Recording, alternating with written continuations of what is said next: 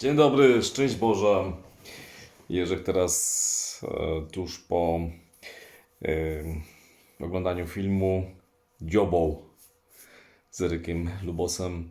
Naprawdę piękna sprawa.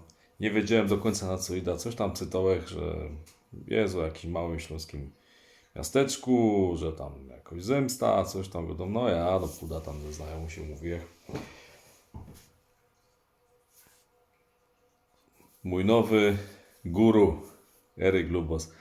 Można sobie obejrzeć pora tych też wywiadów właśnie z Mellerem. Taki godzinny wywiad, bardzo fajny. Udaje trochę ADHD. Może mo, trochę, może nie. Mono mo, mono nie mo. Ale to jest zajebisty gość. 74 rocznik. Trochę młodszy ode mnie. Naprawdę warto obejrzeć sobie ten film. Mnie się bardzo podobał. Rzadko kiedy gadam o polskich filmach, ale to jest naprawdę dobry film. Jeszcze też tam o inne filmy jakieś tam Złapać Bobra. Eryk Lubos to jest gość z Reptów. Repciok.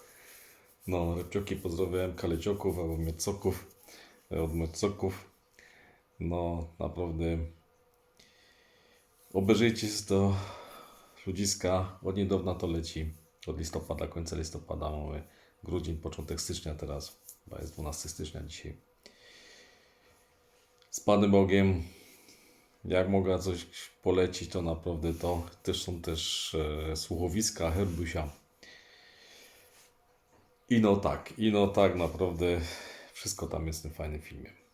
Cześć, z Panem Bogiem, czyś.